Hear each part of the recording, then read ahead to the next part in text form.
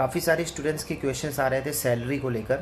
वो जानना चाह रहे थे कि सर अगर हमारा सिलेक्शन होता है, हम इलाहाबाद हाई कोर्ट में आरओ बन जाते हैं, अगर एआरओ बन जाते हैं तो हमारी सैलरी कितनी मिलेगी, पहली कितनी सैलरी होगी।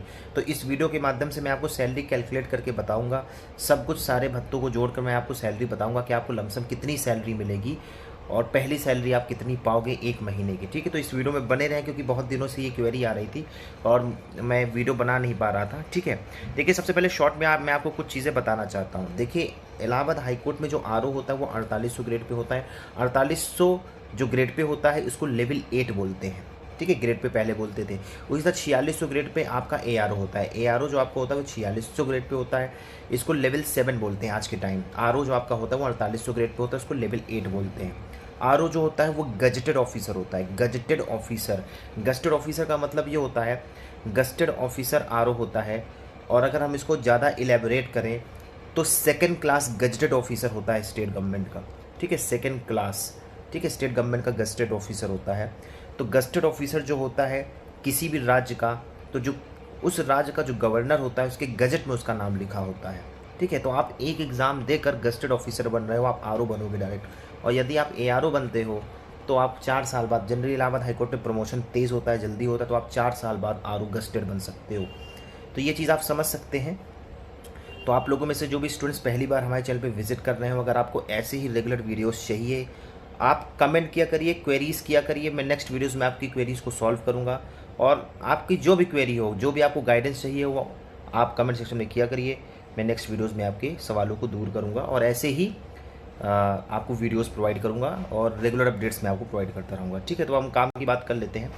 तो मैं इसमें आपको सैलरी कैलकुलेट करके बताऊँगा कितनी होती। तो हम लोग सबसे पहले बात करते हैं 4800 ग्रेड पे की। ठीक है, 4800 ग्रेड पे की हम लोग बात करते हैं, आरओ की बात करते हैं कि आप अगर आपका सिलेक्शन होता तो आपकी कितनी सैलरी मिलेगी। ठीक है, तो ये 7th पे कमीशन, क्योंकि 7th पे कमीशन हमारे यूपी में लगा हुआ है, इलाहाबाद हाई कोर्ट में भी लगा हुआ है 7th पे कमीशन। तो 7th पे कमीशन के हिसाब से जो आरओ की वैकेंसी, जो आरओ की वैकेंसी आती है उसका ग्रेड पे 4800 ग्रेड पे होता है। ठीक है, और इसका लेवल 8 होता है। तो इसकी बेसिक सैलरी क्या होती है? बेसिक सैलरी 47,600 होती है। मतलब जो भी आपका डीए वे लगेगा, जो डीए वे कैलकुलेशन होता है वो 47,600 पे होता है। और आज के टाइम एट प्रेजेंट 42% डीए होता है। आज के टाइम एट प्रेजेंट, आज कितनी डेट है? सितंबर चल रहा है, 2023 चल रहा है सितंबर, और आज 14 सितंबर है, हिंदी दिवस है। हिंदी दिवस को आप सभी को बधाई। ठीक है, तो 14 सितंबर 42% डीए है। हो सकता है 4-5 महीने बाद कोई बंदा ये वीडियो देखे, ठीक है, तो हो सकता है उस पर डीए बढ़ चुका हो, लेकिन एट प्रेजेंट 42% डीए है। तो जो ये 42% का कैलकुलेशन होगा वो इस पर होगा, 47,600 को 42 से गुणा करेंगे। ठीक है, क्योंकि ये जीरो इधर कट जाएगा, यहाँ का जीरो इधर कट जाएगा, तो 776 को 42 से गुणा करेंगे, जितना भी आएगा वो ऐड होगा। ठीक है, तो आपकी सैलरी मैं आपको कैलकुलेट करके बता रहा हूँ। तो देखिए क्या होता है, बेसिक पे आपकी 47,600 होती है। जो आपकी बेसिक पे होती है वो 47,600 होती है। अब देखिए इसमें एचआरए का थोड़ा सा इशू होता है। एचआरए मतलब क्या होता है? एक्स सिटीज़ होती हैं, वाई सिटीज़ होती हैं और जेड सिटीज़ होती हैं। एक्स सिटीज़ तो आपको पता है सिर्फ 5 ही 6 सिटीज़ हैं एक्स सिटीज़। ठीक है, आपकी दिल्ली हो गई, बॉम्बे हो गई, आपकी चेन्नई हो गई, बेंगलोर हो गई, ठीक है, और आपकी अहमदाबाद हो गई, कोलकाता हो गई। ठीक है, तो हम लोग का जो इलाहाबाद आता है या लखनऊ आता है वो हमारा वाई सिटी में होगा। तो देखिए एक्स सिटी का जो एचआरए होता है वो 27% होता है। एक्स सिटी का जो एचआरए होता है वो 27% होता है।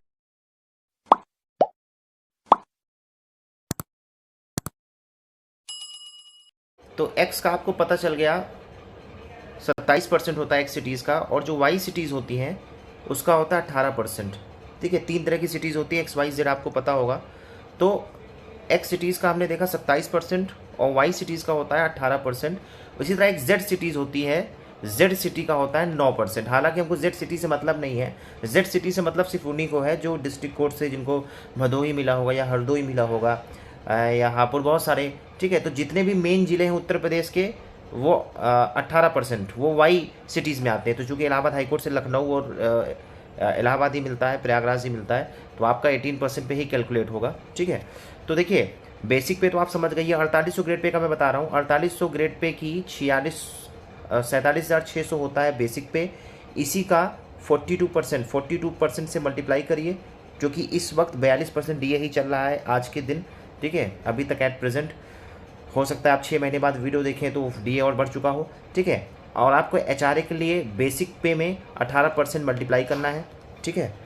और चूँकि यूपी की जॉब्स में ये आपको जो दिख रहा होगा ट्रांसपोर्ट अलाउंस, ये ऐड नहीं होता। तो जब ट्रांसपोर्ट अलाउंस नहीं होगा तो DA भी ट्रांसपोर्ट अलाउंस में नहीं जुड़ेगा। हालांकि इलाहाबाद हाई कोर्ट में आपको पेट्रोल का पैसा मिलता है, ठीक है। तो इसको मैं नेगलेक्ट कर दे रहा हूँ, इसको मैं इग्नोर कर दे रहा हूँ, ठीक, क्योंकि वो ऑलमोस्ट इक्विवेलेंट आपको पेट्रोल का पैसा मिल जाता है।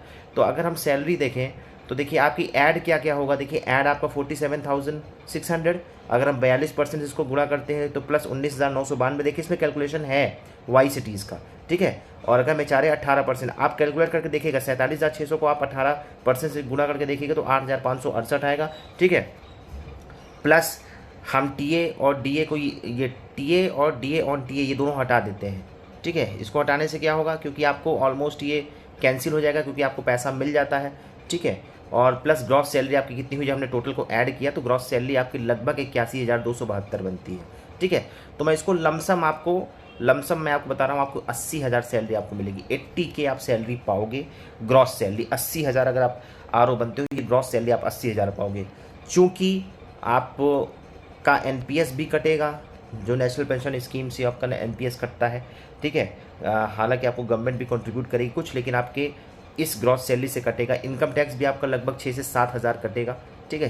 6 से 7 हज़ार कटेगा, क्योंकि मेरा इनकम टैक्स कितना कट रहा है, मेरा तो 8,000 इनकम टैक्स कट रहा है। हालांकि बाद में मैं इसको ITR में वापस ले लेता हूँ, जैसा होता है, ठीक है। उसको मैं इनकम टैक्स मतलब मुझे बाद में रिफ़ंड आ जाता है थोड़ा थोड़ी।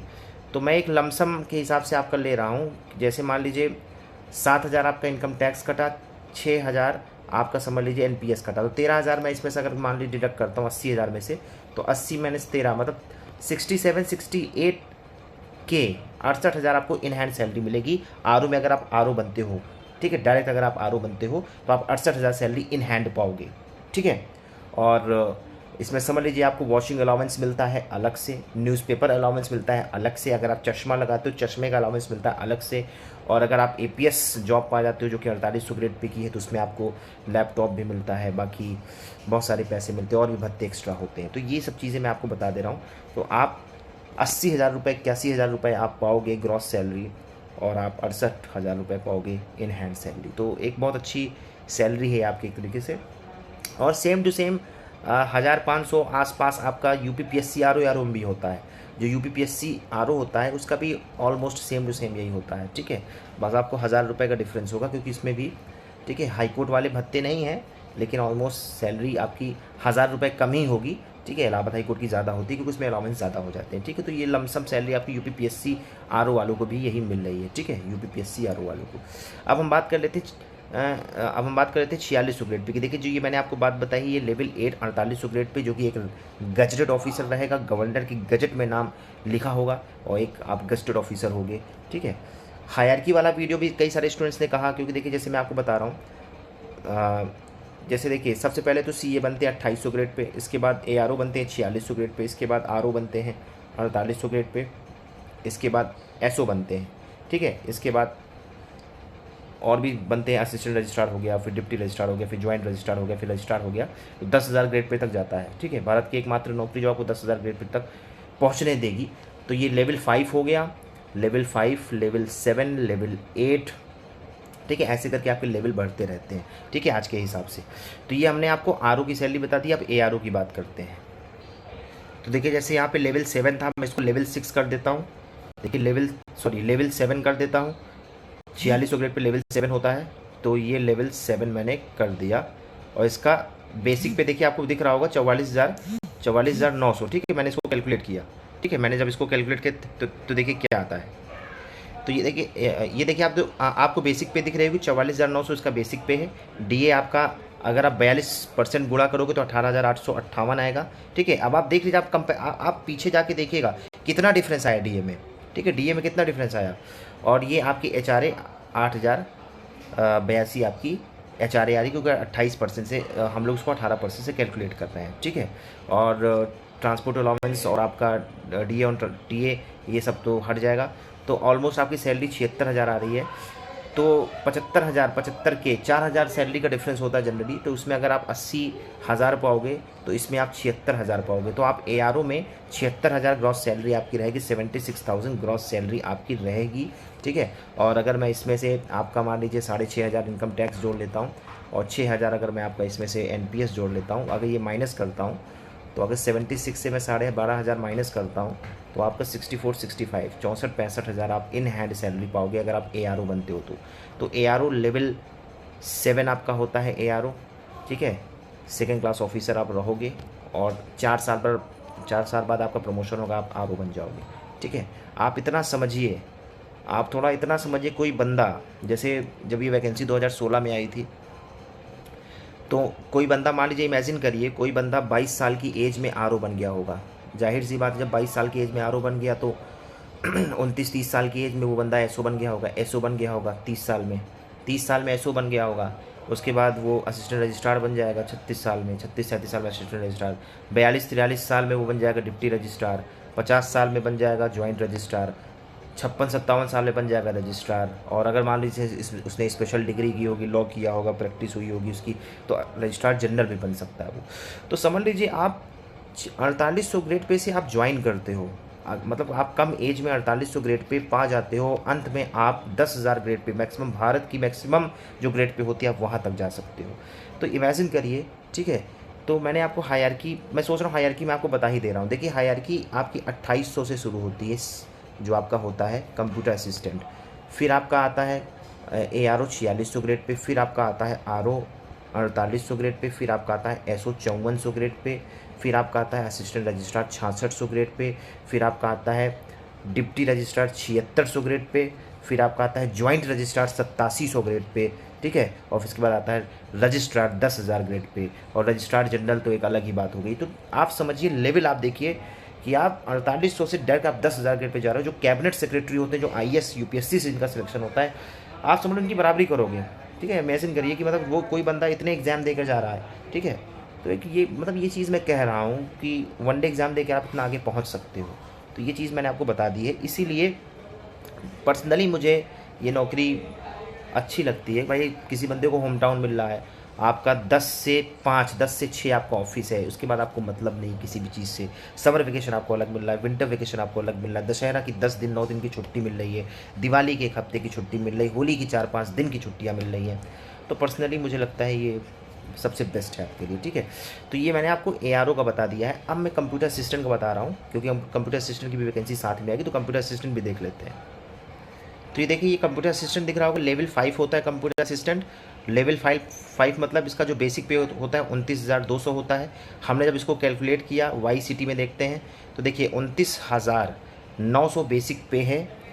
29,900 पे जब आप 42% का गुणा करोगे तो 12,000 समथिंग आएगा, और जब HRA 18% जोड़ोगे तो 5,000 समथिंग आएगा। जब हम टोटल इसको करते हैं, देखिए ये सब तो कैंसिल हो गया ना, क्योंकि अगर TA और ये नहीं मिल रहा है इतना, तो आपको पेट्रोल का पैसा मिल जाता है। तो फिर टोटल आपका हो गया 51,000। तो 51,800 मतलब 50,000 सैलरी आप होम टाउन में पाओ। मान लो कोई बंदा इलाहाबाद का है, अगर वो कंप्यूटर असिस्टेंट बन जाता है, 2800 ग्रेड पे है, ठीक है। 4 साल बाद 5 साल बाद वो ARO बन जाएगा, ठीक है। उसके 4 साल बाद वो RO बन जाएगा। मतलब 10 साल, मतलब कोई बंदा अगर 21-22 साल में कंप्यूटर असिस्टेंट बन गया तो 32 साल में वो गस्टेड ऑफिसर बन जाएगा, ठीक है। क्योंकि अब तो आपको पता होगा कि 150 जजेस की संख्या मान की वैकेंसी और क्रिएट की जा रही हैं, ठीक है। इसी संबंध में मीटिंग हो रही, काफ़ी चीज़ें हो रही हैं जिसको लेके ये चीज़ें चल रही हैं। तो आप इमेजिन करिए कि 50,000 सैलरी आप ग्रॉस घर में पा रहे हो। और अगर मैं इसका NPS मान लीजिए इसमें 4,500 आपका NPS कटा, ठीक है, 4,500 4 की आपका NPS कटा, और मान लीजिए इनकम टैक्स आपका कम ही कटेगा, 4,000 आपका NPS भी मतलब इनकम टैक्स भी काट लेता हूँ, तो 8,000 रुपये आपका लमसम कट रहा है। तो 50,000 में आपका 8,000 जब माइनस हो गया तो 42,000 आप सैलरी पाओगे, 42,000 आप इन हैंड सैलरी पाओगे। तो I think this is the best salary. 42,000 तो मैं बहुत कम बोल रहा हूँ, ठीक है, 42-43 ही बनेगी। हाँ, ये चीज़ मैं बताना चाहता हूँ कि जो स्टेनोग्राफर बनते हैं, जैसे आपने देखा होगा जो ग्रुप C की वैकेंसी आई थी उसमें स्टेनोग्राफर की जो वैकेंसी होती है, इलाहाबाद हाईकोर्ट जो डिस्ट्रिक्ट कोर्ट की वैकेंसी होती है उसका भी 2800 ग्रेड पे होता है। तो देखिए जिन बंदों को प्रयागराज मिला होगा, या जिन बंदों को लखनऊ मिला होगा, या जिन बंदों को बनारस मिला होगा, या जिन बंदों को जो 15 जिले 16 जिले जो मेन इलाहाबाद हाईकोर्ट के नहीं है, मतलब जो मेन जो मेन यूपी स्टेट के जो 15-16 जिले जो नहीं है, जिसमें उनका सिलेक्शन हुआ, उनकी सैलरी वही 43,000 ही बनेगी, ठीक है, सब कुछ मिला के। और उसी तरह अगर उनको मान लीजिए जेड सिटी मिली होगी तो जेड सिटी में वही आपका 9% हो जाएगा, जेड सिटी वही आपका 9% हो जाएगा। तो इसमें स्टेनोग्राफर देखिए जेड सिटी के हिसाब से भी इसमें दिया होगा, देखिए ये देखिए जेड सिटी का 9% देखिए दिखा रहा होगा, ये देखिए जेड सिटी का आपका एचआरए 9% हो गया होगा। तो देखिए सब कुछ सेम है, बस ये आपका 2628 हो गया है। तो कितना डिफरेंस होगा, देखिए यहाँ पे 5256 था, यहाँ 2628 हो गया, उसी का आधा हो गया है। ठीक है, तो मतलब वहाँ पे सैलरी आपकी 50-51 हज़ार बन रही थी, यहाँ आपकी 46 हज़ार बन रही है, तो वही 4-5 हज़ार का अंतर हो गया यहाँ पे। ठीक है, तो इतना समझिए इनकी सैलरी यहाँ पे 40 हज़ार बनेगी, सब कुछ कट वट के 39 से 40 हज़ार इन हैंड सैलरी मिलेगी। तो जो बंदा स्टेनोग्राफर बना होगा उसको 40 हज़ार सैलरी मिलेगी। ठीक है, 2800 ग्रेड पे के हिसाब से। तो ये मैंने आपको सैलरी बता दी है।